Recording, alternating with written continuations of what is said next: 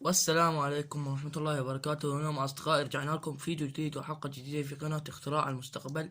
اليوم أصدقائي قمنا بصنع هذا الفيديو لكي تعلموا كيف استخدامات الأوفيميتر أو الملتيميتر أو ديجيتال أوفيميتر.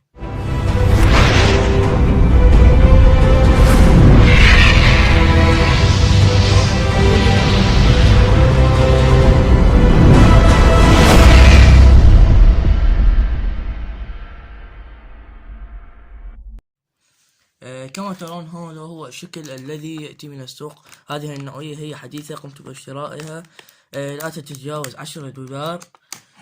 سنقوم بفتحها الآن. كما ترون هذه كابلات الأوفيميتر، هذه هنا. وسنقوم بإخراج الأوفيميتر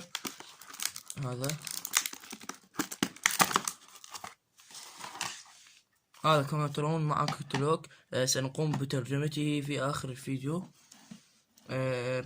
هذا الألتيميتر بعضكم لا يعرف كيف استخداماته وماذا كيف الطريقة الصحيحة للاستخدام. أولا عند الاستخدام سنقوم بوضع الأسلاك أو الأقطاب في مكانها. كما ترون لدينا سلك أحمر وسلك أسود، يعني موجب وسالم. سنقوم بتوصيلها الآن بالطريقة الصحيحة. لدينا الأسود يجب أن يكون من تحت، والأحمر يجب أن يكون هنا. وعند قياس الكهرباء يجب أن يكون الأحمر الذي هو هذا فوق هنا، والأسود هنا، بهذه الطريقة. والآن نحن نريد قياس قوة الكهرباء، نريد قياس البطاريات الصغيرة والمركبات، فسنضعه على هذه الناحية هكذا كما ترون. عند قياس البطاريات يجب علينا وضع الأوفيميتر. مثلا إذا لديكم بطارية قوة 20 فولت، يعني ليس إلا 20 فولت ولكن ما تحت 20 فولت، يعني مثلا 1 فولت، 1.5 فولت، 2 فولت، 10 فولت، 12 فولت. فهذه تقيس. وإذا لديكم قوة أكثر من 20 فولت، مثلا 25 فولت، 30 فولت، 50 فولت، يجب أن تختارون 200 فولت. هذه كما ترون هذه الجهة من الأوفيميتر الذي هي بالخط الأسود مخطوطة. هذه هي للفولت، القياس الفولتية. هنا لدينا 2000 ملي، 200 ملي، عندنا هنا 20 فولت، 200 فولت، 1000 فولت. هذا يقيس الفولتية. الآن سنقوم بالتجربة ونرى كيف هي الطريقة الصحيحة للقياس. كما ترون أولا مثل ما قلنا نضع الأوفيميتر على 20 فولت، ونضع نجلب أي بطارية أيا كان حجمها التي تريد قياسها أو شكلها. نضع السالب مع السالب والموجب مع الموجب. كما ترون لدينا هو هذا السالب وهذا الموجب، هكذا بهذه الطريقة.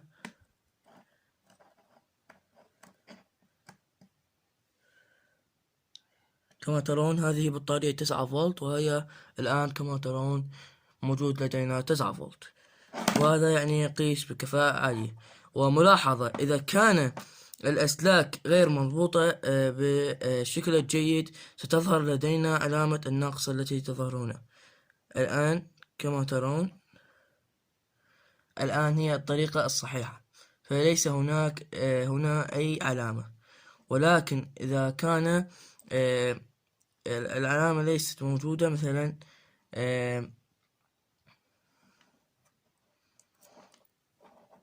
الآن كما ترون هذه الطريقة غير صحيحة، لأن هذا كما ترون هنا موجودة علامة النقص.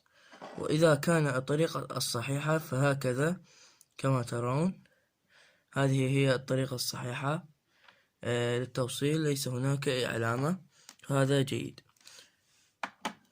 والآن أصدقاء كما ترون لدينا هذه البطارية، فهي معروفة جدا وموجودة بكثرة. سنقوم بقياسها.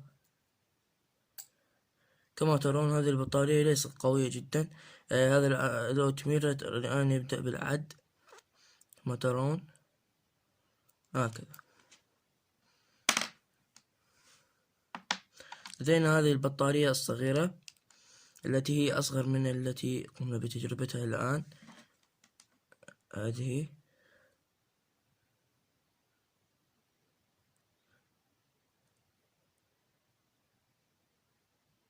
الآن قوتها 18 أو 16 أو 15. فقط في تثبيت جيدا ستكون جيدة. لدينا هذه البطاريات الخاصة بالهاتف المحمول. لدينا أنواع منها. لدينا هذا النوع وهذا النوع. سنقوم بتجربة هذه النوع لأنه معروف كثيرا في الهواتف المحمولة. كما ترون لدينا هنا علامة الزائد تعني الموجب، وعلامة الناقص تعني السالب. كما ترون هذه سنضعه هنا على هذه هنا، وهذه سنضعها هنا بهذه الطريقة، ونبدأ بالقياس.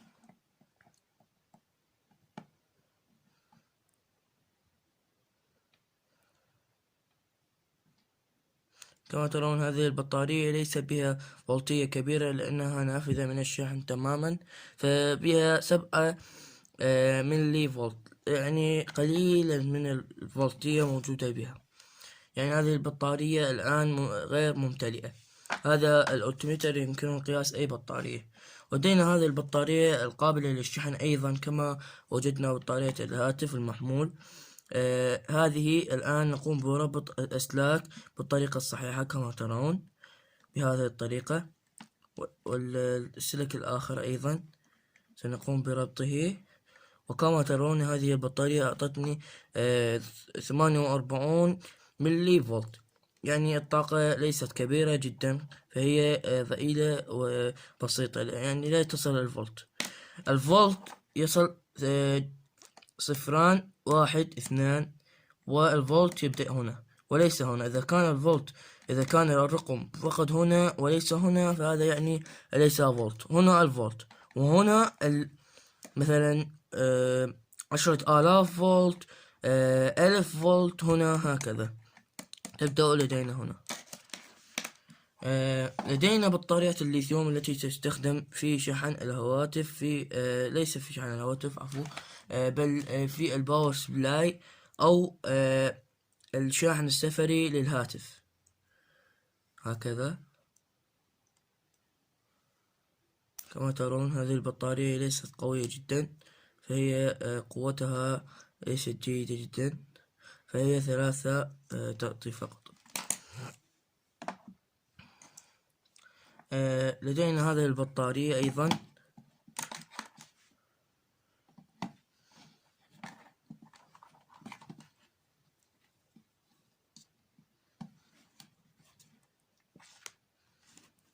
هذه البطارية ضئيلة قوتها جدا. والآن أصدقائي بعد أن قمنا بقياس جميع البطاريات وعرفنا كيف قياس جميع البطاريات، هذه كما قلنا لكم هي لقياس البطاريات، وهذا هو زر الإيقاف. هذه لقياس الأمبير، كما ترون AC فولت، يعني قياس الفولت أمبير. يعني مثلا كل فولت لديه أمبير، يعني مثلا 20 فولت له مثلا 10 أمبير. وهنا لدينا هذه الخانة أو الجهة فهي للكهرباء، يعني مثل ما قلنا إذا تريدون قياس الكهرباء تضعون هذا السلك هنا، وهذا السلك يكون هنا لقياس الكهرباء.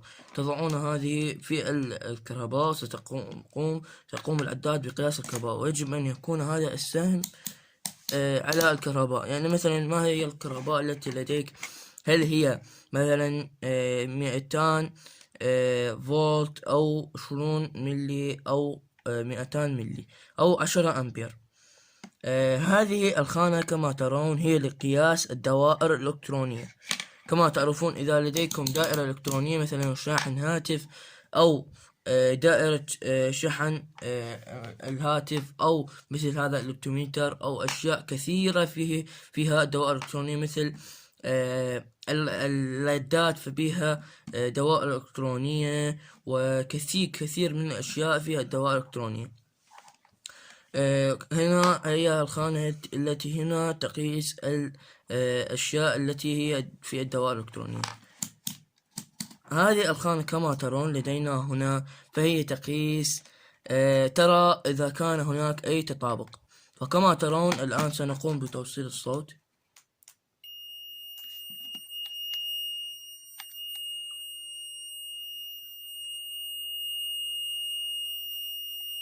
الآن إذا تسمعون هناك صوت قليل هنا، إذا قمت إذا كان هناك أي تطابق، هذا يعني أن هناك أي تطابق بسيط.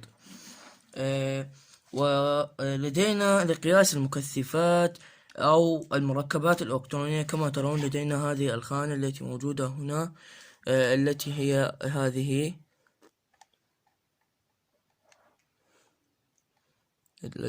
هي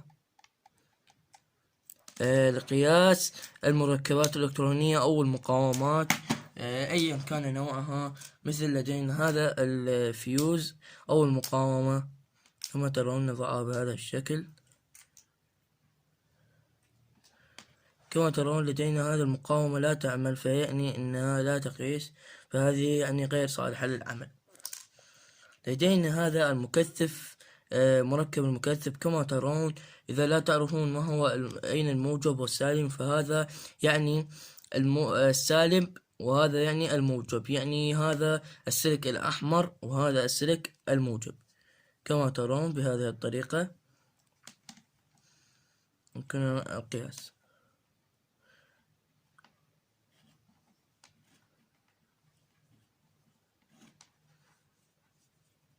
هكذا بهذه الطريقة يمكننا القياس. وكما ترون لدينا أيضا هذه المقاومة هكذا، فهذه المقاومة تعطينا قوة محددة مثل هذه.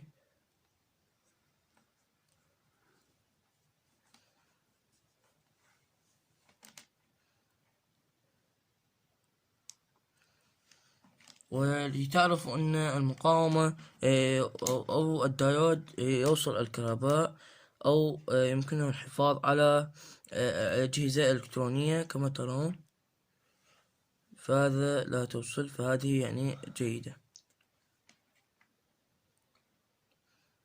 كما ترون بهذه الطريقة. وهذا لدينا الدايود. الدايود هذه هو نوعه، كما ترون إذا ليس واضح.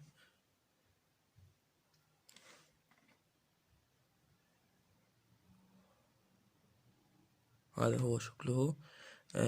ضعه هكذا. وهذه هي قيمة الدايود 467 هي قيمته. وكما ترون أصدقائي، اليوم قمنا بتجربة الألتيميتر، فهو سهل طريقته جدا، ويمكنكم القياس ومعرفة قوة البطاريات أو الفولتية بطريقة سهلة وبسيطة جدا، ومبسط جدا الشرح. أصدقائي، سنقوم بعرض ترجمة هذه الكتالوج لتفهموه أكثر بعد الفيديو. هذا الكتالوج كما ترون هو مكتوب بالإنجليزية، سنقوم بترجمته. والآن أصدقائي انتهت حلقتنا لليوم. لا تنسوا الاشتراك بالقناة وتفعيل زر الجرس يأتيكم كل جديد، وإن شاء الله سنقوم بعمل لكم فيديوهات أكثر، ونلتقيكم في الحلقة القادمة إن شاء الله. السلام عليكم.